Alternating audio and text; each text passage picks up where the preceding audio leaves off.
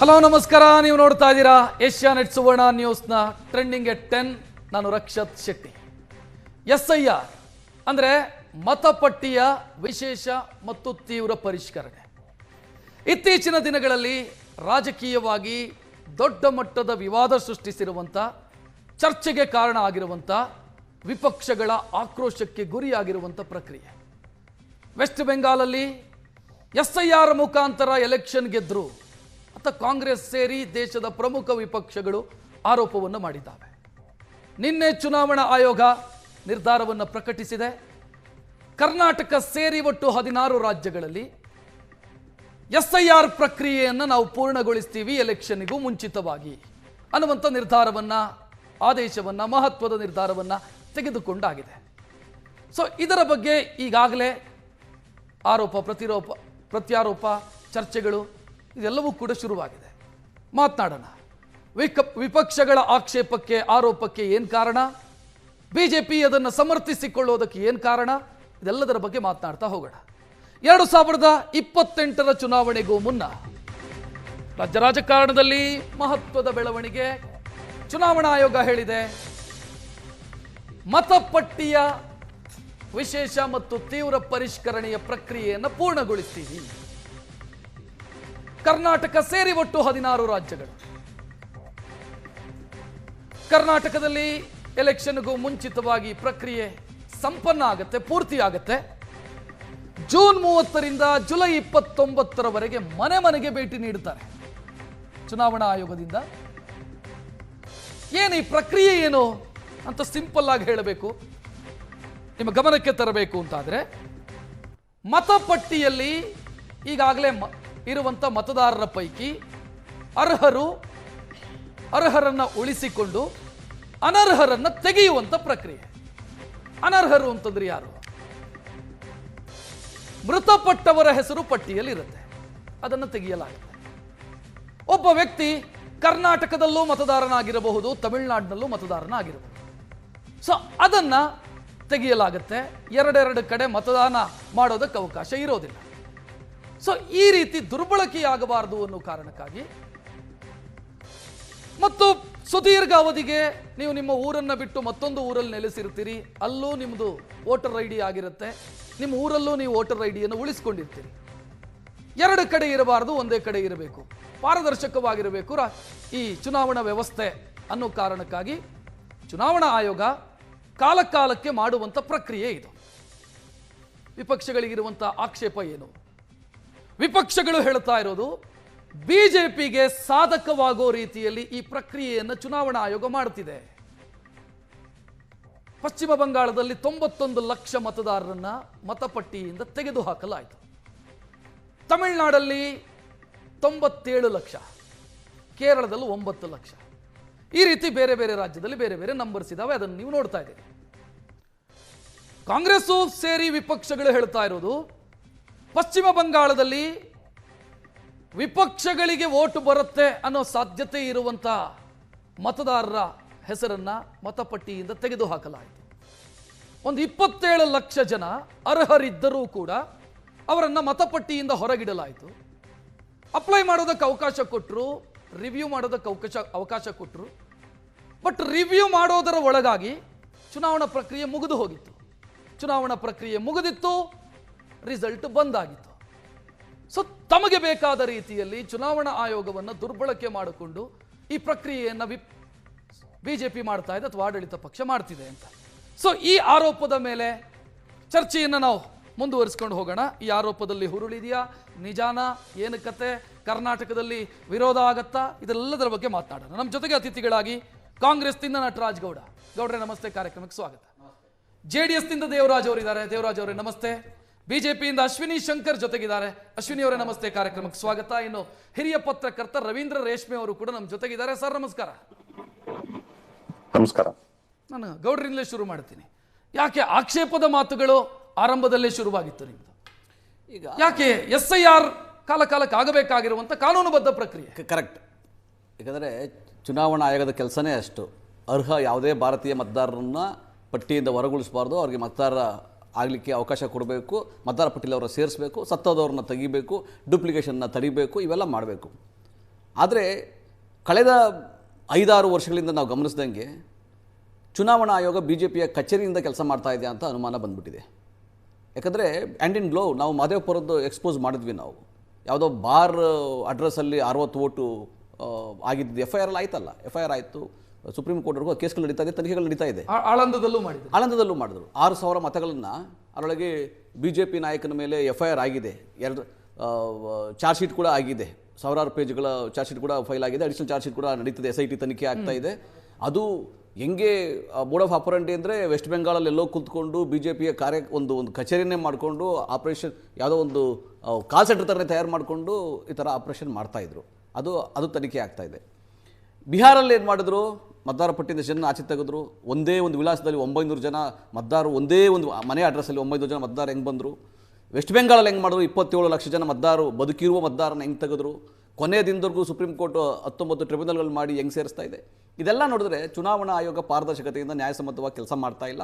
BJPಯ ಏಜೆಂಟ್ಗಳ ಥರ BJP ಇಷ್ಟೊಂದು ದುರ್ಬಲ, ಇಷ್ಟೊಂದು ಒಂದು ಸೋಲಿಗೆ SIR ಕಾರಣ ಕೊಡ್ತಾ ಇದ್ದೀರಾ. ನಾನು ನಿಮಗೆ ಅಂಕಿಅಂಶ ಈಗ ಹೇಳಿದೆ. ನಾನು ಸೋಲು ಚುನಾವಣೆ, ಸೋಲು ಗೆಲುವು ಬಿಡಿ, ಇದು ಒಂದು ಸೈಕಲ್ಲು.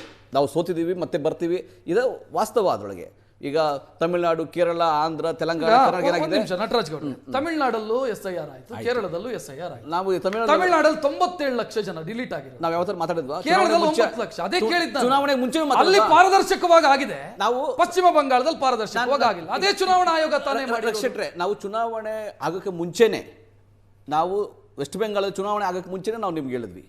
ಚುನಾವಣೆ ಆದ್ಮೇಲೆ ಸೋಲು ಗೆಲುವಿನ ಬಗ್ಗೆ ನಂತರ ಮಾತಾಡ್ತಾ ಇಲ್ಲ. ನಾವು ಚುನಾವಣೆ ಆಗೋಕ್ಕೆ ಮುಂಚೆನೆ ಸುಪ್ರೀಂ ಕೋರ್ಟ್ ವರೆಗೆ ಹೋದರೂ ಸುಪ್ರೀಂ ಕೋರ್ಟ್ ಹೇಳಿಲ್ಲ ನಿಮಗೆ. ಸುಪ್ರೀಂ ಕೋರ್ಟ್ SIR ಗೆ ಮುಕ್ತ ಅವಕಾಶವನ್ನು ಕೊಟ್ಟಿದೆ. ಸುಪ್ರೀಂ ಕೋರ್ಟ್ SIR ಮುಕ್ತ ಅವಕಾಶ ಕೊಡ್ತು, ಇಲ್ಲ ನಾನು ಅಂತ ಹೇಳ್ತಾ ಇಲ್ಲ. ಸುಪ್ರೀಂ ಕೋರ್ಟ್ ಏನು ಹೇಳ್ತು, 19 ಟ್ರಿಬ್ಯುನಲ್ಗಳು ಯಾಕೆ ಮಾಡ್ತು. ಸುಪ್ರೀಂ ಕೋರ್ಟು ಪ್ರಯಾರಿಟಿನಲ್ಲಿ 23ನೇ ತಾರೀಕು ಮತದಾನ ಇದೆ, 21ನೇ ತಾರೀಕುವರೆಗೂ ಮತದಾನ ಪ್ರಕ್ರಿಯೆಗೆ ವೋಟರ್ ಲಿಸ್ಟ್ ಸೇರಿಸ್ತಾ ಇರಲಿಲ್ವಾ? ಹಂಗಂದ್ರೆ ಇವು ಪಾರದರ್ಶಕವಾಗಿ ಕೆಲಸ ಮಾಡಿಲ್ಲ. ಮಾಡಬೇಕಾದ ಸಮಯದಲ್ಲಿ ಈ ಲಾಜಿಕ್ ಬೇಕು. ಲಾಜಿಕ್ ಕೇಳಿ. ತಮಿಳುನಾಡಲ್ಲಿ ಸರಿ ಇದೆ, ಕರೆಕ್ಟ್. ಕೇರಳದಲ್ಲಿ ಸರಿ ಇದೆ. ನೀವು ಗೆದ್ದಲ್ಲೆಲ್ಲ ಅಥವಾ ವಿಪಕ್ಷಗಳು ಗೆದ್ದಲ್ಲೆಲ್ಲ ಪ್ರಕ್ರಿಯೆ ಸರಿ ಇದೆ, ಕರೆಕ್ಟ್. ಪಶ್ಚಿಮ ಬಂಗಾಳದಲ್ಲಿ ಪ್ರಕ್ರಿಯೆ ಸರಿ ಇಲ್ಲ, ಕರ್ನಾಟಕದಲ್ಲಾದ್ರೆ ಪ್ರಕ್ರಿಯೆ ಸರಿ ಹೋಗುತ್ತೆ. ಚುನಾವಣೆಯ ನಂತರ ನಮ್ದು ಭಿನ್ನರ್ ಆಗಿದ್ರೆ, ಚುನಾವಣೆಗೆ ಮುಂಚೆ ಚುನಾವಣೆ ನಂತರ ಭಿನ್ನರ್ ಆಗಿದ್ರೆ ನನಗೆ ಕೇಳಿ. ಚುನಾವಣೆ ನಂತರ ನಾವು ತಮಿಳುನಾಡು ಸರಿ ಇದೆ, ವೆಸ್ಟ್ ಬೆಂಗಾಲ್ ಸರಿ ಇಲ್ಲ ಅಂತ ಹೇಳ್ತಾ ಇಲ್ಲ. ಚುನಾವಣೆಗೆ ಮುಂಚೆನೆ ನಾವು ಸ್ಪಷ್ಟವಾಗಿ ತಮಿಳುನಾಡು ನಾವು ಅಬ್ಜೆಕ್ಷನ್ ಇತ್ತಿದ್ವಾ? ಯಾಕಂದ್ರೆ ತಮಿಳುನಾಡಲ್ಲಿ ಯಾಕೆ ಅಂತ ಅಲ್ಲಾಗತ್ತೆ. ಇಲ್ಲ ತಮಿಳುನಾಡು ಆಯುಕ್ತರ ಸೂಚನೆ ಮೇರೆಗೆ ಕೇಳಿ, ತಮಿಳುನಾಡಲ್ಲಿ ಅಲ್ಲಿ ಯಾವ ಏಜೆಂಟ್ಗಳು BLAಗಳು ಪಕ್ಷಗಳು ಮಾಡ್ಕೊಂಡು ಏಜೆಂಟ್ಗಳಿದ್ವಲ್ಲ, ಅವರು ಸರಿಯಾಗಿ ಕೆಲಸ ಮಾಡ್ತಾ ಇದ್ರು. ಆಮೇಲೆ ಅಲ್ಲಿ ಕೇಳಿ, ಈ ತರ ಏನು ಛೇಡ್ಛಾಡ್ ಮಾಡ್ಲಿಕ್ಕೆ ಅಥವಾ ಗೊಂದಲ ಮಾಡ್ಲಿಕ್ಕೆ ಅವಕಾಶ ಕೊಡ್ಲಿಲ್ಲ. ತಮಿಳುನಾಡಲ್ಲಿ ಅವಕಾಶ ಕೊಡ್ಲಿಲ್ಲ, ಕರ್ನಾಟಕದಲ್ಲಿ ಅವಕಾಶ ಕೊಡೋದಿಲ್ಲ. ಅದೇ ಹೇಳ್ತೀವಿಲ್ಲ, ಯಾವ ಅಧಿಕಾರಿನೂ ಕೂಡ ನಾವು ಕಂಪ್ಲೇಂಟ್ ಕೊಟ್ಟು ದೂರ ಹಾಕ್ಬಿಟ್ಟು FIR ಹಾಕ್ಸ್ಬಿಡ್ತೀವಿ, ಏನು ಚಿಂತೆ ಇಲ್ಲ. ಯಾವ ಅಧಿಕಾರಿ ಪಕ್ಷಪಾತ ಮಾಡ್ತಾನೆ, ಯಾರು BJP ಏಜೆಂಟ್ ತರ ಕೆಲಸ ಮಾಡ್ತಾನೆ, ನ್ಯಾಯಸಮ್ಮತವಾಗಿ ಕೆಲಸ ಮಾಡಲ್ಲ, ಅವ್ರನ್ನ ಕೋರ್ಟ್ ಗಳಿತೀವಿ, ಸ್ಟೇಷನ್ ಗಳಿತೀವಿ. ಅವ್ರನ್ನ ಹಂಗ್ ಬಿಡೋದಿಲ್ಲ ನಾವು ಕರ್ನಾಟಕದಲ್ಲಿ. ಅಧಿಕಾರಿಗಳನ್ನ ಹೆದರಿಸ್ತಾ ಇದ್ದೀರಾ? ಅಧಿಕಾರಿಗಳಿಗೆ ಎಚ್ಚರಿಕೆ ಕೊಡ್ತಾ ಇದೀವಿ. ನಾ ತಾರತಮ್ಯ ಮಾಡಿದ್ರೆ, ವೋಟನ್ನು ಡಿಲೀಟ್ ಮಾಡಿದ್ರೆ, ಅನಾವಶ್ಯಕವಾಗಿ ಯಾರು ತೊಂದರೆ ಕೊಟ್ರೆ, ಈಗ ಆಲ್ರೆಡಿ ಮ್ಯಾಪಿಂಗ್ ಆಗಿಲ್ಲ ನಮ್ಗೆ ಮಾಹಿತಿ ಕೊಡ್ತಾ ಇದ್ದಾರೆ. 2002 ಜನರಿಗೆ ಕೊಟ್ಟರೆ FIR ಮಾಡೋದು. ಅದನ್ನ ಹೇಳ್ತಿದ್ದೀನಲ್ಲ, ನೀವು ತೊಂದರೆ ಅಂತ ಭಾವಿಸ್ಕೊಂಡು ಕಾಂಗ್ರೆಸ್ಗೆ ತೊಂದರೆ ಆಗ್ತಿದೆ ಅಂತ. ವೆಸ್ಟ್ ಬೆಂಗಾಳಲ್ಲಿ ಮತ್ತೆ ಬಿಹಾರದಲ್ಲಿ ಆದಂತಹ ತಾರತಮ್ಯವನ್ನ ಆತರ ಏನು ಇವ್ರು ಮೋಸ ಮಾಡಿದ್ರು, ಆ ರೀತಿ ಕರ್ನಾಟಕ ಆಗಕ್ಕೆ ಬಿಡೋದಿಲ್ಲ, ಅದು ಸ್ಪಷ್ಟ. ಆದ್ರೆ ಒಂದಂತ ಏನ್ ಹೇಳ್ತೀವಿ ಗೊತ್ತಾ, ಇಲ್ಲಿ ನಮ್ಗೆ ಎಚ್ಚರಿಕೆ ಇದೆ. ಯಾವ ವಿರೋಧ ಇಲ್ಲ. SIR ಆಗುತ್ತೆ. ಕೋರ್ಟಿಗೆ ಹೋಗುವಂತ ಪಶ್ಚಿಮ ಬಂಗಾಳದ ರೀತಿಯಲ್ಲಿ ಎಕ್ಸ್ಟ್ರೀಮ್ ಸ್ಟೆಪ್ ತೆಗೆದುಕೊಳ್ಳಲ್ಲ ನೀವು. ಪಶ್ಚಿಮ ಬಂಗಾಳದಲ್ಲಿ ಮಾಡಿದಂತಹ ದುರಾಚಾರವನ್ನ ಎಲೆಕ್ಷನ್ ಕಮಿಷನ್ ಇಲ್ಲಿ ಮಾಡಿ ಆಡಳಿತ ಪಕ್ಷ ತೆಗೆದುಕೊಂಡಂತ ಸ್ಟೆಪ್ ಅನ್ನು ತೆಗೆದುಕೊಳ್ತೀರಾ ಅಂತ ಪ್ರಶ್ನೆ. ಈಗ ನೋಡಿಲ್ಲ, ಆ ತರ ಏನಿಲ್ಲ. ನಾವು SIR ಪರವಾಗಿ ಇದ್ದೀವಿ. ಈಗ SIR ಬಟ್ ಯಾವಾಗ ನೀವು ನ್ಯಾಯಸಮ್ಮತವಾಗಿ ಮಾಡಿದ್ರೆ, ನೀವು ಕಳ್ಳಾಟ BJP ವಕ್ತಾರರ ನಿಮಗೆ ನ್ಯಾಯಸಮ್ಮತ ಅಂತ ಅನಿಸದ್ದು, ಅವರಿಗೆ ನ್ಯಾಯಸಮ್ಮತ ಅಂತ ಅನಿಸಬಹುದು. ನಿಮಗೆ ಈಗ ವೆಸ್ಟ್ ಬೆಂಗಾಳಲ್ಲಿ ನ್ಯಾಯಸಮ್ಮತ ಇದೆಯಾ ನಿಮ್ಗೆ ಅನಿಸ್ತಾ? As A journalist, as A citizen of India, ನೀವು ಕೂಡ ಅದನ್ನು ಗಮನಿಸಿದ್ರಿ. ಇದು ಅನ್ಯಾಯ ಅಂತ ನಿಮ್ಮನ್ನು ಬಿಟ್ಟು ಗೊತ್ತಿಲ್ಲ, ನಾನು ನೀವು ನೇರ ಹೇಳಿಲ್ಲ. ನೀವು BJPಯ ನಾಯಕರುಗಳು ಕೂಡ ಅಲ್ಲಿ ಗೆಲ್ಲೇಬೇಕು, ಅದಕ್ಕೋಸ್ಕರ ನಾವು ಈ ತರ ಮಾಡ್ತಾ ಇದ್ದೀವಿ. ಅಶ್ವಿನಿ ಅವರನ್ನ ಆಡ್ ಮಾಡ್ತೀನಿ ಇದಕ್ಕೆ. ಅಶ್ವಿನಿ ಅವರೇ, ಗೆಲ್ಲೋದಕ್ಕೆ ಬೇಕಾದಂತ ಪೂರಕವಾದಂತ ವ್ಯವಸ್ಥೆ SIR, ಅದಕ್ಕೆ ಬೇಕಾದಂತ ಏಜೆನ್ಸಿ ಅದು ಚುನಾವಣಾ ಆಯೋಗ. ಆ ರೀತಿ ಮಾಡ್ತಾ ಇದೆ BJP, ಅದಕ್ಕಾಗಿ ಆಕ್ಷೇಪ ಇದೆ ನಮ್ದು. ನೋಡಿ, ಈ ದೇಶವನ್ನು ಆಳಿದಂತಹ 60 ವರ್ಷಗಳ ಕಾಲ ಆಳಿದಂತಹ ಕಾಂಗ್ರೆಸ್ ಪಕ್ಷ ಏನಿದೆ, ಅದು ಕೂಡ 11 ಬಾರಿ ಅವರ ನಾಯಕತ್ವದಲ್ಲಿ ಇದೇ ರೀತಿ ಮತಪಟ್ಟಿ ಪರಿಷ್ಕರಣೆ ಆಗಿರುವಂಥದ್ದು ಮೊದಲನೇ ಸಲ ಅಲ್ಲ ಇದು.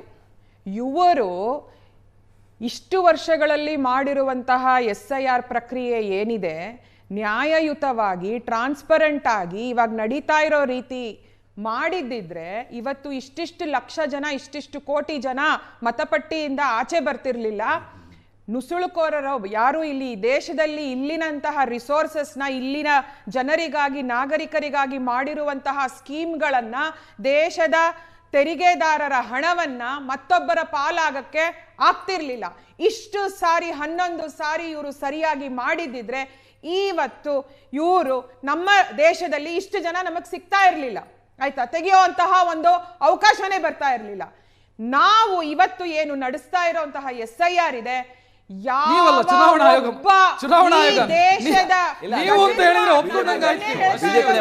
ನಾವು ಅಂತಂದ್ರೆ ಇವಾಗ ನಡೀತಾ ಇರುವಂತಹ ಪ್ರಕ್ರಿಯೆ ಏನಿದೆ ಇಡೀ ದೇಶದಲ್ಲಿ SIR, ನಾವು ಯಾವುದೇ ಈ ದೇಶದ ಪ್ರಜೆ ಅಲ್ಲದಂತಹ ವ್ಯಕ್ತಿಯನ್ನ ಇರುವುದಕ್ಕೆ ಚುನಾವಣಾ ಆಯೋಗ ಈ ಸಾರಿ ನ್ಯಾಯಯುತವಾಗಿ ಕೆಲಸ ಮಾಡ್ತಿದೆ. ಯಾರು ಕೂಡ ಅದ ಕಪಿಮುಷ್ಟಿಯಲ್ಲಿ ಯಾವ ಪಕ್ಷವೂ ಅದನ್ನ ಇಟ್ಕೊಂಡಿಲ್ಲ. ಫುಲ್ ಪವರ್ಸ್ ಕೊಟ್ಟು ಅದನ್ನ ಕೆಲಸ ಮಾಡ್ಲಿಕ್ಕೆ ಬಿಟ್ಟಿದ್ದೇವೆ. ಹಾಗಾಗಿ ನಮಗೆ ಕೋಟಿ ಕೋಟಿ ಸಂಖ್ಯೆಯಲ್ಲಿ ಸಿಗ್ತಾ ಇರುವಂತದ್ದು. ಇಷ್ಟು ವರ್ಷ ಯಾವ ರೀತಿ ಒಂದು ಡೈನಾಸ್ಟಿ ಪಾಲಿಟಿಕ್ಸ್ ಅಲ್ಲಿ ಒಂದು ಪರಿವಾರದ ಒಂದು ಕಪಿಮುಷ್ಟಿಯಲ್ಲಿ ಎಲೆಕ್ಷನ್ ಕಮಿಷನ್ ಇತ್ತು, ಇವತ್ತು ಆ ರೀತಿ ಯಾವುದೇ ಇಲ್ಲ. ಫ್ರೀ ಹ್ಯಾಂಡ್ ಸಿಕ್ಕಿರೋ ಎಲ್ಲ ಕಡೆ ನ್ಯಾಯ. ದೇವರಾಜ್ ಅವರ ಅಭಿಪ್ರಾಯವನ್ನು ಕೂಡ ನಾನು ಪಡ್ಕೊಳ್ತೀನಿ. ದೇವರಾಜ್ ಅವರೇ, ನಟರಾಜ್ ಗೌಡ್ರು ಎತ್ತಿರುವಂತ ಆಕ್ಷೇಪಗಳನ್ನ ಹಾಗೆ ತಳ್ಳಿ ಹಾಕೋದಕ್ಕೆ ಸಾಧ್ಯ ಇಲ್ಲ. ಅವರ ಅನುಮಾನಗಳಿಗೆ ಕಾರಣಗಳಿದ್ದಾವೆ. ಆ 20 ಲಕ್ಷದ್ದೊಂದು ಲೆಕ್ಕಾಚಾರ ಹೇಳಿದ್ರು ಪಶ್ಚಿಮ ಬಂಗಾಳದಲ್ಲಿ. ಏನು ಹೇಳ್ತೀರಿ ಸರ್? ಈಗ ವಿರೋಧ ಪಕ್ಷಗಳು, ಇಂಡಿ ಒಕ್ಕೂಟದ ಅಂಗಪಕ್ಷಗಳು ಏನೇನಿದೆ, ಅವರು ಎತ್ತಿರ್ತಕ್ಕಂಥ ಎಲ್ಲ ಆಕ್ಷೇಪಣೆಗಳಿಗೆ ಉತ್ತರವನ್ನು ನೀಡತಕ್ಕಂಥದ್ದು NDA ಸರ್ಕಾರದವ್ರದ್ದಲ್ಲ. ಇದು ನಮ್ಮ ಕರ್ತವ್ಯ ಅಲ್ಲ. ಎಲೆಕ್ಷನ್ ಕಮಿಷನ್ ಕರ್ತವ್ಯ. ಇವತ್ತು ಚುನಾವಣಾ ಆಯೋಗ ಅಂತಕ್ಕಂಥದ್ದು ಸ್ವಾಯತ್ತ ಸಂಸ್ಥೆ. ಕಾಂಗ್ರೆಸ್ನವರಿದ್ದಲ್ಲೂ ಆ ಸಂಸ್ಥೆ ಮೇಲೆ ನಾವು ಆಪಾದನೆ ಮಾಡ್ತಿದ್ವಿ. ಈಗ NDA ಸರ್ಕಾರ ಇದೆ, ಹಾಗಾಗಿ ಚುನಾವಣಾ ಆಯೋಗದ ಮೇಲೆ ಇವ್ರು ಮಾಡ್ತಿದ್ದಾರೆ. ಒಂದು ಕಡೆ ಅದು ನಾವು ತಲೆ ಕೆಡಿಸ್ಕೊಳ್ಳಿಕ್ಕೆ ಹೋಗಲ್ಲ. ಕಾನೂನಿನ ಪ್ರಕ್ರಿಯೆಗಳು ಇವತ್ತೊಂದು ದಿವಸ ಅವ್ರಿಗೆ ಇತ್ತು ಅಂತಂದರೆ ಅಲ್ಲಿ ಹೇಗೆ ಭಾಗವಹಿಸಬೇಕಾಗಿತ್ತು, ಹೇಗೆ ಭಾಗವಹಿಸ್ತಿಲ್ಲ, ಮತ್ತು ಇದ್ರ ಬಗ್ಗೆ ಕಾನೂನಿನ ತೊಡಕುಗಳನ್ನ ನ್ಯಾಯಾಲಯದಲ್ಲಿ ಪರಿಹಾರ ಮಾಡಿಕೊಳ್ಳಿಕ್ಕೆ ಅವಕಾಶಗಳಿದೆ. ಅದಷ್ಟು ಬಿಟ್ಬಿಡ್ತೀನಿ. ಈಗ SIR ಹೇಗೆ ನಡೆಯುತ್ತೆ, ಇವ್ರ ಪ್ರಶ್ನೆಗಳಿಗೆ SIR ಹೇಗೆ ನಡೆಯುತ್ತೆ ಅಂತಕ್ಕಂಥದ್ದನ್ನ ನೋಡಿದ್ರೆ, ಸರ್ ಇಲ್ಲಿರ್ತಕ್ಕಂಥದ್ದು ನನಗೆ ಆಗಲಿ ಶ್ರೀಮತಿ ಅಶ್ವಿನಿ ಅವ್ರಿಗೆ ಆಗಲಿ ಇರ್ತಕ್ಕಂಥದ್ದು ಜವಾಬ್ದಾರಿ ಅಷ್ಟೇ, ಕರ್ತವ್ಯಗಳಲ್ಲ ಇಲ್ಲಿ. ಏಕೆಂದರೆ ಕರ್ತವ್ಯ ಇರತಕ್ಕಂಥದ್ದು ಚುನಾವಣಾ ಆಯೋಗಕ್ಕೆ. ಇದನ್ನು ಪಾರದರ್ಶಕವಾಗಿ ಮಾಡಬೇಕು, ಪ್ರಾಮಾಣಿಕವಾಗಿರಬೇಕು, ನೈಜವಾದ ಮತದಾರ ಪಟ್ಟಿಯನ್ನು ಈ ದೇಶದಲ್ಲಿ ತಯಾರು ಮಾಡಿ ಮತದಾರರ ಮುಂದೆ ಇಡಬೇಕು. ಅದು ಚುನಾವಣಾ ಆಯೋಗಕ್ಕೆ ಮೊನ್ನೆ ಹೋದಂಥ ಸಂದರ್ಭದಲ್ಲಿ ಕಾಂಗ್ರೆಸ್ ಆದಿಯಾಗಿ ಎಲ್ಲ ನೋಂದಾಯಿತ ಪಕ್ಷಗಳು ಚುನಾವಣಾ ಆಯೋಗಕ್ಕೆ 22 ಬಾರಿ SIR ಸಂಬಂಧಪಟ್ಟಂಗೆ ಸಭೆ ಮಾಡಿದ್ದಾರೆ. 22 ಬಾರಿ ನನ್ನ ರಾಜ್ಯದಲ್ಲಿ ಕಳೆದ ಜೂನಿಂದ ಹಿಡಿದು ಇಲ್ಲಿವರೆಗೂ ಸತತವಾಗಿ ಸಭೆಗಳನ್ನ ಮಾಡ್ತಾನೇ ಇದ್ದಾರೆ. ಹೇಗೆ ಮಾಡ್ತಿದ್ದಾರೆ ಸರ್ ಅಂತಂದರೆ, ಮೊದಲು ಅವ್ರು ಏನು ಮಾಡ್ತಿದ್ದಾರೆ, ಈ ರಾಜ್ಯದಲ್ಲಿರ್ತಕ್ಕಂಥದ್ದು ಒಟ್ಟು 224 ಕಾನ್ಸ್ಟಿಟ್ಯೂನ್ಸಿಯಲ್ಲಿ 58,950 ಬೂತ್ಗಳಿವೆ. 58,900 ಬೂತ್ಗಳಿವೆ. ಅದಕ್ಕೆ 59,000 ಇವತ್ತೊಂದು ದಿವಸ BLOಗಳನ್ನ ನೇಮಕಾತಿ ಮಾಡಿಬಿಟ್ಟಿದ್ದಾರೆ. ಸರ್ಕಾರದಲ್ಲಿದ್ದಂಥ ಅಧಿಕಾರಿಗಳನ್ನು, ನೌಕರರನ್ನ ಎರವಲ್ ಮೇಲೆ ತಗೊಂಡು ಇವತ್ತೊಂದು ದಿವಸ ಮಾಡಿಬಿಟ್ಟಿದ್ದಾರೆ. ಅವ್ರಿಗೆ ಬೇಕಾಗಿರ್ತಕ್ಕಂಥ ಎಲ್ಲ ತರಬೇತಿಗಳನ್ನು ಲಾಸ್ಟ್ ಅಕ್ಟೋಬರಿಂದ ಯಾವ ರೀತಿ ಆಪರೇಟ್ ಮಾಡಬೇಕು, ಯಾವ ರೀತಿ ಸಮೀಕ್ಷೆ ಮಾಡಬೇಕು, ಏನು ಪ್ರಶ್ನೆ ಕೇಳಬೇಕು, ಯಾವ ರೀತಿ ಖಾತ್ರಿ ಮಾಡ್ಕೋಬೇಕು, ಆ SIRನ ಉದ್ದೇಶ ಏನೋದು ಸ್ಪಷ್ಟಪಡಿಸ್ತಾರೆ. ಯಾವುದೇ ಕಾರಣಕ್ಕೂ ಅನೈತಿಕ ಮತದಾರರು ಒಳಗಡೆ ಸೇರ್ಕೋಬಾರ್ದು, ಯಾವುದೇ ಕಾರಣಕ್ಕೂ ಅರ್ಹ ಮತದಾರರನ್ನ ಕೈ ಬಿಡಬಾರ್ದು. ಇದಕ್ಕೆ ಎಷ್ಟು ಖಾತ್ರಿ ಮಾಡ್ಕೋಬೇಕು ಅಷ್ಟು ಮಾಡ್ಕೊಳ್ಳಿ ಅಂತಕ್ಕಂಥದ್ದು ಮಾಡಿ ತರಬೇತಿ ಕೊಟ್ಟು ಬಿಟ್ಟಿದ್ದಾರೆ. ಇಷ್ಟೇ ಬಿಟ್ಟಿದ್ರೆ ಖಂಡಿತವಾಗಿ ನಟರಾಜ್ ಗೌಡರು ಮಾಡಿರ್ತಕ್ಕಂಥದ್ದು, ಅಂಗಪಕ್ಷಗಳು ಮಾಡಿರೋ ಆಪಾದನೆಗಳು ಸರಿ ಅಂದ್ಬಿಡ್ತಿದ್ವಿ. ಆದರೆ ಇಲ್ಲೇನಾಗಿದೆ ಸರ್, ಇವಾಗ ನನಗೆ ಮಾಡ್ತಕ್ಕಂಥ ಸಂದರ್ಭದಲ್ಲಿ ಅವರು ಕೇವಲ BLOಗಳು ಮಾತ್ರ ಸಮೀಕ್ಷೆ ಮಾಡೋಲ್ಲ. BLOಗಳ ಜೊತೆಗೆ ಈ ರಾಜ್ಯದಲ್ಲಿರ್ತಕ್ಕಂಥ ಎಷ್ಟು ನೋಂದಾಯಿತ ಪಕ್ಷಗಳಿವೆಯೋ ಆ ಪಕ್ಷಗಳು ಸಹ BLAಗಳನ್ನ, ಬೂತ್ ಲೆವೆಲ್ ಅಸಿಸ್ಟೆಂಟನ್ನು ಅವ್ರ ಜೊತೆ ಕಳಿಸ್ಕೊಡ್ತೀವಿ. BLA2 ಅಂತ ನೀವು ಕರಿಬೋದು. ಅವ್ರನ್ನ ಕಳಿಸ್ಕೊಡ್ತೀವಿ. ಅಲ್ಲಿಗೆ ಕಳಿಸ್ಕೊಟ್ಟಂಥ ಸಂದರ್ಭದಲ್ಲಿ ಅವ್ರ ಸಮ್ಮುಖದಲ್ಲಿ ನಡೆಯುತ್ತೆ. ಸರ್ ಇವತ್ತು ಆಸ್ ಆನ್ ಡೇಟ್ಗೆ 1500 ವೋಟ್ ಇತ್ತು ಒಂದು ಬೂತ್ಗೆ. ಈಗ ಅದು 1200ಕ್ಕೆ ರಿಸ್ಟ್ರಿಕ್ಟ್ ಮಾಡಿದ್ದಾರೆ. 1200ಕ್ಕೆ ರಿಸ್ಟ್ರಿಕ್ಟ್ ಮಾಡಿದಾಗ ಕೇವಲ ಒಂದು ಬೂತ್ಗೆ ಬರ್ತಕ್ಕಂಥದ್ದು 250ರಿಂದ 275 ಮನೆಗಳು ಮಾತ್ರ. ಸರ್ ಇದನ್ನು ನಾವು ಸಮೀಕ್ಷೆ ಮಾಡಲಿಕ್ಕೆ ಎಷ್ಟು ಬೇಕಾಗ್ಬೋದು? 10 ದಿವಸ ಬೇಕಾಗತ್ತಾ? 15 ದಿವಸ ಬೇಕಾಗತ್ತಾ? ಇನ್ನೂ 15 ದಿವಸ ಹೆಚ್ಚಿಗೆ ಕೊಟ್ಟಿದ್ದಾರೆ. ಆಮೇಲೆ ಆ ಸಂದರ್ಭದಲ್ಲಿ ಸರ್ ಏನಾಗುತ್ತೆ ಅಂತಂದರೆ, ನಿಮ್ಗೆ ಎಲ್ಲ ಥರದ್ದು ಹೋಗೋಕ್ಕಿಂತ ಮೊದಲು BLOಗಳಿಗೆ ಇಲ್ಲಿ ಇವ್ರ ತಕರಾರಿದೆ ಅಂತ ನಾನು ಭಾವಿಸ್ತೀನಿ. ಗೌಡ್ರ ತಕರಾರು ಇರೋದು ಇಲ್ಲೇ. ಏನು BLO ಕೊಟ್ಟಿರ್ತಕ್ಕಂತಹ ಒಂದು ಪಟ್ಟಿ, ಒಂದು ಪ್ರೀ ಪ್ರಿಂಟೆಡ್ ಫಾರಮ್ ಕೊಡ್ತಾರೆ ಸರ್. ಅದರಲ್ಲಿ ಪ್ರತಿಯೊಬ್ಬ ಮತದಾರರ ಬಗ್ಗೆನೂ ಅದರಲ್ಲಿ ವಿವರ ಇರುತ್ತೆ. ಆ ವಿವರವನ್ನು ಹೇಗೆ ತಯಾರು ಮಾಡ್ತಾರೆ ಅಂತಂದರೆ, 2002ರಿಂದ 2025 ಅವಧಿಯಲ್ಲಿ ಇರ್ತಕ್ಕಂಥ ಮಾಹಿತಿಗಳನ್ನ ಕ್ರೋಢೀಕರಿಸಿ ಮ್ಯಾಪಿಂಗ್ ಮಾಡಿ ತಾರ್ಕೀಕರಣ ಅಂತ ಕರಿತೀವಿ. ಮ್ಯಾಪಿಂಗ್ ಮಾಡಿ ಬರ್ತಕ್ಕಂಥ ಮಾಹಿತಿಯನ್ನು ಪ್ರತಿ ಮತದಾರರ ಬಗ್ಗೆ ಸಂಬಂಧಪಟ್ಟಾಗಿ 2 ಪ್ರತಿಯನ್ನು ಕೊಟ್ಟಿರ್ತಾನೆ. ಆ ಪ್ರತಿಯನ್ನು ತೊಗೊಂಬಂದು ಒಬ್ಬರು ಯಾವುದೋ ಒಂದು ಬೂತ್ 1 ಅಂತ ಇಟ್ಕೊಳ್ತಾರೆ ಎಕ್ಸಾಂಪಲ್ಗೆ. ಆ ಬೂತ್ 1ಗೆ ಆ ಮನೆಗೆ ತೊಗೊಂಡೋಗಿ ಕೊಟ್ಟಂಥ ಸಂದರ್ಭದಲ್ಲಿ ಆ ಮನೆಯಲ್ಲಿರ್ತಕ್ಕಂತಹ ಮಾಲೀಕರು ಅಥವಾ ಮುಖ್ಯಸ್ಥರು ಅದನ್ನೆಲ್ಲ ಪರಿಶೀಲನೆ ಮಾಡಿ ಸರಿ ಇದ್ದರೆ ಸಹಿ ಹಾಕಿಕೊಟ್ರೆ ಮುಗಿತಲ್ಲಿಗೆ. ಸರಿ ಇರಲಿಲ್ಲ, ಇರೋಕ್ಕೆ ಸಾಧ್ಯ ಇಲ್ಲ ಸರ್. ಯಾಕೆ ಅಂತಂದರೆ 3-4 ಸಮಸ್ಯೆಗಳಿವೆ. ನೀವಾಗಲೇ ಅದನ್ನು ಸಹ ಉಲ್ಲೇಖ ಮಾಡಿದ್ರಿ. ಒಂದು ಸಮಸ್ಯೆ, ಇವತ್ತು ನಮ್ಮ ರಾಜ್ಯದಲ್ಲಿ ಮೃತರಾದಂಥವ್ರು ಇವತ್ತು ವೋಟರ್ ಲಿಸ್ಟಲ್ಲಿದ್ದಾರೆ. ನಾವು ಯಾರೂ ಸಹ ಮೃತರಾದಂಥವ್ರನ್ನ ತೆಗೆಸಿ ಅಂತ ಇಲ್ಲಿವರೆಗೂ ಎಲೆಕ್ಷನ್ ಕಮಿಷನ್ಗೆ ಹೋಗಿ ತೆಗೆಸೇ ಇಲ್ಲ. ನಾವು 2002ನೇ ಇಸ್ವಿನಲ್ಲಿ ಆಗೇ ಇಲ್ಲ ಅಲ್ಲಿಂದಾನು. ಸೊ ಮತದಾರರನ್ನ ತೆಗೆದೇ ಇಲ್ಲ. ಪ್ರಕ್ರಿಯೆ ಬಗ್ಗೆ ಸರ್, ಈಗೇನಾಗಿದೆ, ನೀವು ಇವಾಗಲೇ ಒಂದು ಪಟ್ಟಿಯನ್ನು ನೀವು ತೋರಿಸ್ತಿದ್ರಿ. ನಾನು ಯಾಕೆ ಈ ವಿಷಯವನ್ನು ನಿಮಗೆ ವೆಸ್ಟ್ ಬೆಂಗಾಲ್ ಬಂದಾಗ ಗೌಡರು ಭಾಳಷ್ಟು ಹೇಳ್ತಾರಲ್ಲ, ನೀವು ಆಗಲೇ ತೋರಿಸ್ತಾ ಇದ್ರಿ ಇದರಲ್ಲಿ. ನೋಡಿ ಸರ್, ಈಗ ವೆಸ್ಟ್ ಬೆಂಗಾಳಲ್ಲಿ 7,89,00,000 ಜನ ಇದ್ದಾರೆ. 47 ಲಕ್ಷ ಕೈ ಬಿಟ್ಟಿದ್ದಾರೆ.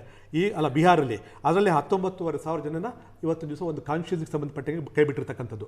ಇದೇ ರೀತಿ ಪಶ್ಚಿಮ ಬಂಗಾಳ ಇರ್ಬೋದು, ರಾಜಸ್ಥಾನ ಇರ್ಬೋದು, ತಮಿಳುನಾಡು ಇರ್ಬೋದು, ಗುಜರಾತ್ ಎಲ್ಲ ಕಡೆ ಕೈ ಬಿಟ್ಟಿದ್ದಾರೆ.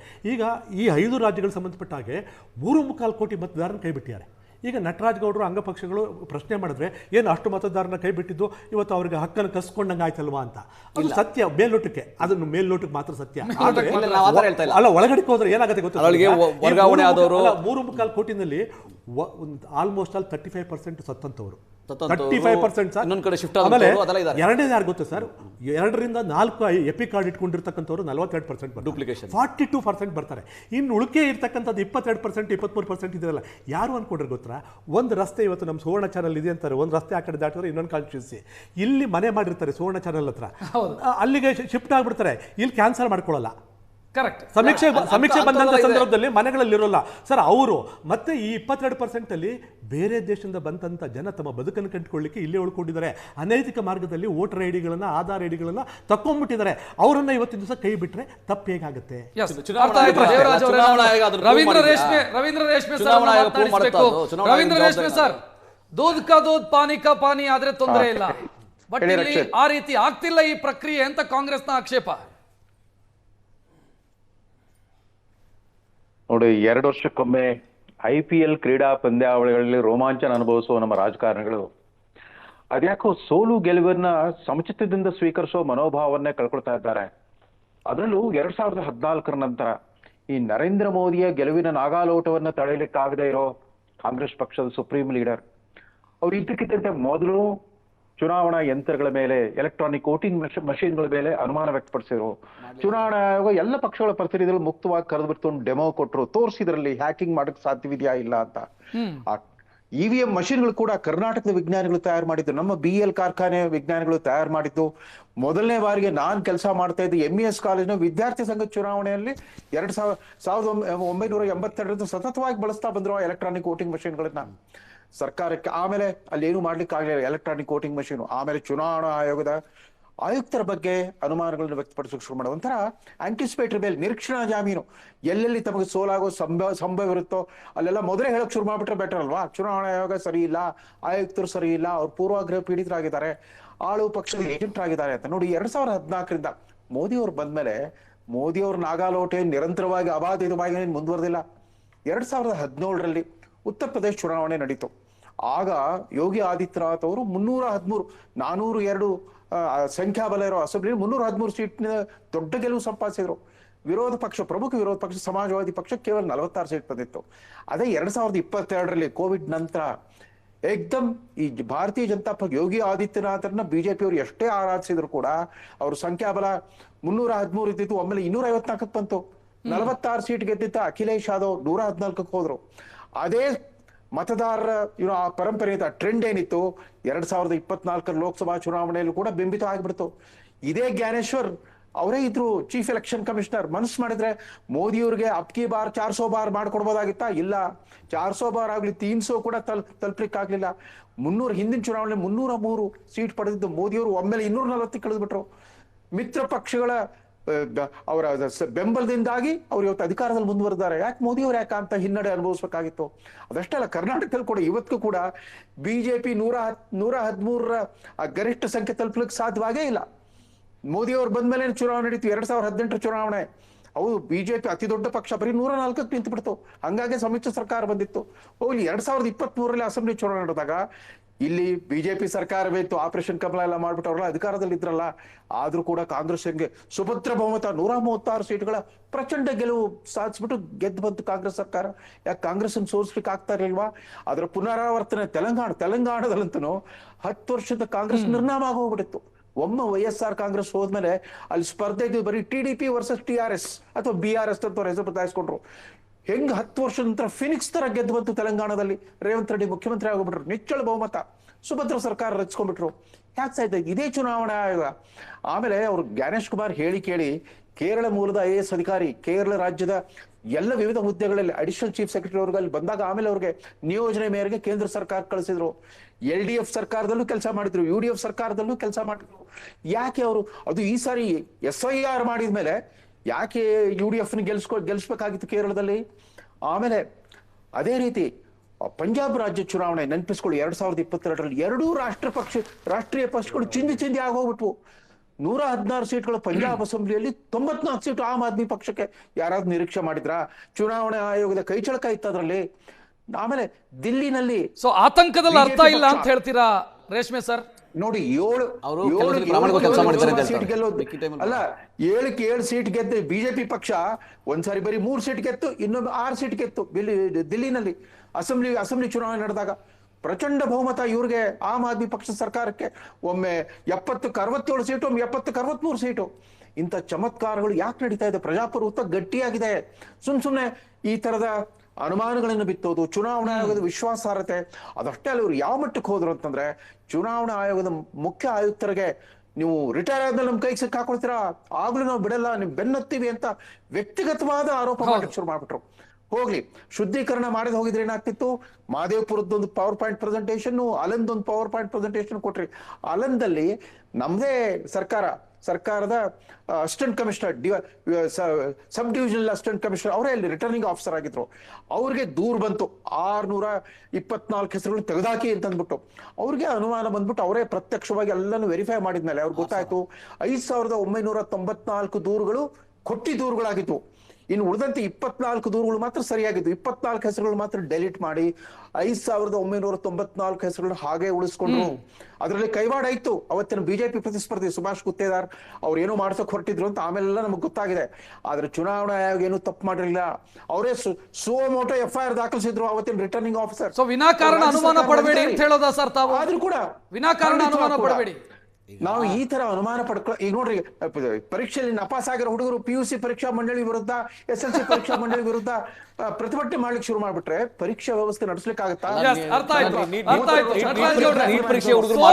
ಆಂಟಿಸಿಪೇಟರಿ ಬೇಲ್ ಅನ್ನು ಹಾಕೊಳ್ಳೋದು ಇಲ್ಲ. ಈಗ ರವೀಂದ್ರ ರೇಷ್ಮೆ ಅವರ ಪ್ರಕಾರ ರವೀಂದ್ರ ರೇಷ್ಮೆ ಅವರ ಪ್ರಕಾರ ಏನಿರುತ್ತಾ, ಬಹಳಷ್ಟು ಕಡೆ ಅವರು ಕಳ್ತನ ಮಾಡಿಲ್ಲ. ಜ್ಞಾನೇಶ್ ಕುಮಾರ್ ಕರೆಕ್ಟಾಗಿ ಕೆಲಸ ಮಾಡಿದ್ದಾರೆ. ಕೆಲವು ಕಡೆ ಮಾಡಿರ್ಬೋದು, ಆನಂದದಲ್ಲಿ ಮಾಡಿರ್ಬೋದು, ಮಹದೇವಪುರ ಮಾಡಿರ್ಬೋದು, ವೆಸ್ಟ್ ಬೆಂಗಾಲ್ ಅಲ್ಲಿ ಮಾಡಿರ್ಬೋದು, ಬಿಹಾರಲ್ಲಿ ಮಾಡಿರ್ಬೋದು, ಮಿಕ್ಕಿದ್ರೆಲ್ಲ ಕಳ್ತನ ಮಾಡಿಲ್ಲ. ಕೆಲವು ಕಡೆ ಮಾಡಿರ್ಬೋದು ಅಂತ, ಯಾಕಂದ್ರೆ ಕಣ್ಣಿಗೆ ಯಾವ್ದು ಕಂಡು ಅವು ಕಳ್ತನ ಮಾಡಿರ್ಬೋದು. ಚುನಾವಣಾ ಪ್ರಕ್ರಿಯೆಯಲ್ಲಿ ತಪ್ಪುಗಳಾಗೋದು ಸಹಜ. ತಪ್ಪುಗಳಲ್ಲ ಅದು, ತಪ್ಪುಗಳು ಉದ್ದೇಶಪೂರ್ವಕವಾಗಿ 2018ರಲ್ಲಿ ಚುನಾವಣಾ ಆಯೋಗ ಪಟ್ಟಿ ಬಿಡುಗಡೆ ಮಾಡಿದೆ, 2019 ಬಿಡುಗಡೆ ಮಾಡಿದೆ, 2024 ಮಾಡಿದೆ. ಒಂದೇ ಒಂದು ನಿಮಿಷ ನೋಡಿ, ಲೋಕಸಭಾ ಚುನಾವಣೆಯಲ್ಲಿ ಕರ್ನಾಟಕದಲ್ಲಿ NDAಗೆ 19 ಸೀಟ್ ಬಂತು. ಅದಾದ ನಂತರ 5 ಬೈ ಎಲೆಕ್ಷನ್ಗಳನ್ನು ಕಾಂಗ್ರೆಸ್ ಅಷ್ಟು ಸೊಗಸಾಗಿ ಗೆದ್ದಿದೆ, ಆರಾಮಾಗಿ ಗೆದ್ದಿದೆ. ಸುಭದ್ರ ಯಾಕೆ ಬೇಕಾಗಿತ್ತು? ಮಹದೇವಪುರದಲ್ಲಿ 2023ಕ್ಕೂ 2024 ಬೆಂಗಳೂರು ಸೆಂಟ್ರಲ್ ಲೋಕಸಭಾ ಕ್ಷೇತ್ರದಲ್ಲಿ ನಮ್ಮ ಕಾಂಗ್ರೆಸ್ ಅಭ್ಯರ್ಥಿ ಸೋತು 32,000 ಮತಗಳಲ್ಲಿ. 2023ರಿಂದ 24ರವರೆಗೂ ಮಹದೇವಪುರದಲ್ಲಿ ಸೇರ್ಪಡೆಗೊಂಡಂತ ಮತಗಳು 52,000. ಅದರೊಳಗೆ ಒಂದೇ ಒಂದು ಬಾರ್ನ ಅಡ್ರೆಸ್ ಅಲ್ಲಿ ಸೇರ್ಕೊಂಡಿರ್ತಕ್ಕ ಮತಗಳ ಪಟ್ಟಿ 60 ಜನ, ಎಲ್ಲರೂ ನಾರ್ತ್ ಇಂಡಿಯನ್ಸು. ನಾನು ನಿಮ್ಗೆ ಏನು ಹೇಳ್ತಾ ಇದ್ದೀನಿ ಅಂದರೆ, ಉದ್ದೇಶಪೂರ್ವಕವಾಗಿ ಚುನಾವಣಾ ಆಯೋಗ ಬಿಜೆಪಿ ನಾಯಕರ ಜೊತೆ ಕೈ ಜೋಡಿಸಿ ಈ ಮತಗಳ್ಳತನಕ್ಕೆ ಅವಕಾಶ ಮಾಡಿಕೊಟ್ಟಿದೆ. ನಾನು ಅದನ್ನು ನಿಮ್ಗೆ ಹೇಳಕೊಟ್ಟಿದ್ದು. ವೆಸ್ಟ್ ಬೆಂಗಾಲ್ ಆಗಿದ್ದು, ಕರ್ನಾಟಕದಲ್ಲಿ ಆಗಕ್ಕೆ ಬಿಡೋದಿಲ್ಲ, ಅದು ಬೇರೆ ವಿಷಯ. ಕರ್ನಾಟಕದಲ್ಲಿ ಆಗಲಿಕ್ಕೆ ನಾವು ಬಿಡೋದಿಲ್ಲ. ನಾವು ಸ್ಪಷ್ಟವಾಗಿ ಹೇಳಿದ್ದೀವಿ. ನಮ್ಮ BLAಗಳು ಎಚ್ಚರಿಕೆಯಿಂದ ಇರ್ತಾರೆ. ಯಾವ BLO ಬಿಜೆಪಿ ಏಜೆಂಟ್ ತರ ಕೆಲಸ ಮಾಡ್ತಾನೆ, ಯಾವ BLO ಮತದಾರ ಪಟ್ಟಿಯಿಂದ ಅರ್ಹ ಮತದಾರರನ್ನ ಇಲ್ಲ ಬೆದರಿಕೆ ಹಾಕ್ತಾರೆ. ಖಂಡಿತ ಇಲ್ಲ. ನಾವು ಕಾನೂನುಬದ್ಧವಾಗಿ ಕೆಲಸ ಕೇಳಿ, ಕಾನೂನುಬದ್ಧವಾಗಿ ಕೆಲಸ ಮಾಡ್ಲಿ. ನಾನು ಕೇಳಿ, ವೆಸ್ಟ್ ಬೆಂಗಾಳಲ್ಲಿ ಯಾವ ರೀತಿ 27 ಲಕ್ಷ ಮತದಾರರನ್ನ ಯಾರವರಲ್ಲ ಮ್ಯಾಕ್ಸಿಮಮ್ ಅವರೊಳಗೆ ದಲಿತರು, ಹಿಂದುಳಿದವರು, ಬಡವರು, ಅಲ್ಪಸಂಖ್ಯಾತರು ಅವ್ರನ್ನ ತೆಗೆದಾಕಿರೋದು 27 ಲಕ್ಷ. ಈಗ ಸತ್ಯ ದಲಿತರು ಬಡವರು ಮಾತ್ರ ಇರೋದಲ್ಲ, ಎಲ್ಲರೂ ಇದ್ದಾರೆ ಅದರಲ್ಲಿ. ನೀವು ಸತ್ಯ ತಿಳ್ಕೊಳ್ಬೇಕಾದಕ್ಕೆಲ್ಲ ಅಗತ್ಯ. 27 ಲಕ್ಷನೂ ದಲಿತರು ಬಡವರು ಮ್ಯಾಕ್ಸಿಮಮ್ 90%. ಮಾತಾಡ್ತೀರಿ ನಟರಾಜ್ ಗೌಡ್ರೆ? ಕೇಳಿಸ್ಕೊಳ್ಳಿ, ಆಳಂದದಲ್ಲಿ 6,000 ಮತಗಳನ್ನ ಕಳ್ತನ ಮಾಡಕ್ ಹೋಗಿದ್ರಲ್ಲ ಬಿಜೆಪಿ ಅವರು, ಯಾವ ಮತದಾರರು ಅನ್ಕೊಂಡಿದ್ದೀರಾ? ಮ್ಯಾಕ್ಸಿಮಮ್ ಅಲ್ಪಸಂಖ್ಯಾತರು ದಲಿತರು. 6,000 ಮತಗಳ ಕೇಳಿ. ಎಕ್ಸಾಮ್ ಅಲ್ಲಿ ಫೇಲ್ ಆದ ನಂತರ ಪಿಯು ಮಂಡಳಿ ಸರಿ ಹೇಳ್ಬಿಡೋದು. ನಾನು ಎಕ್ಸಾಮ್ ಮುಂಚೆನೆ ಹೇಳ್ತಾ ಇದ್ದೀನಿ. ಈಗ ಯಾರು ಫೇಲ್ ಆಗ್ತಾರೆ ಪಾಸ್ ಆಗ್ತಾರೆ ಸೆಕೆಂಡ್ ವಿಷಯ.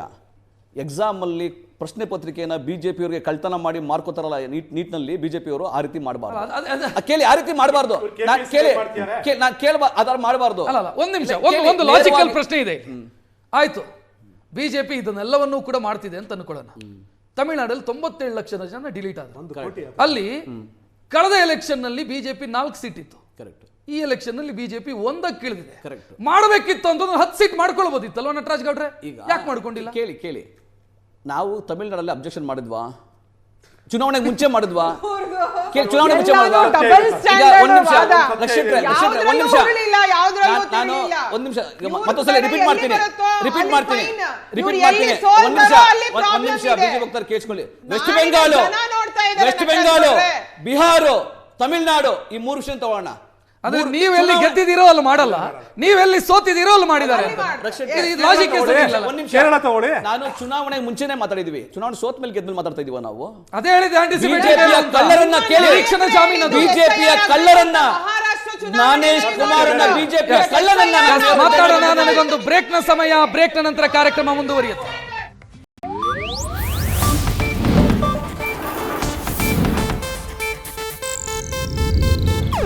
ಇದು ಏಷ್ಯಾನೆಟ್ ನ್ಯೂಸ್ ನೆಟ್ವರ್ಕ್ ಪ್ರಸ್ತುತಿ.